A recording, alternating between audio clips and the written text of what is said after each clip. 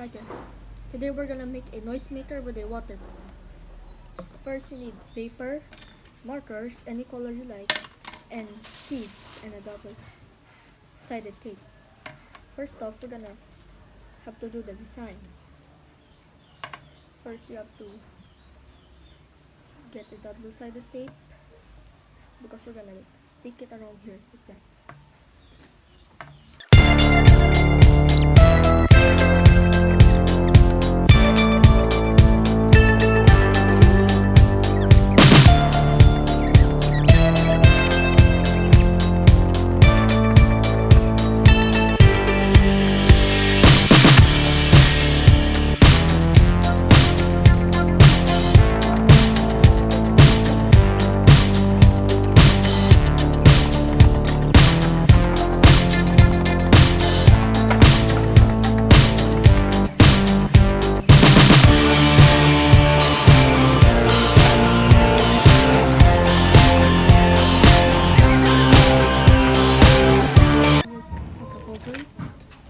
And there, we're done.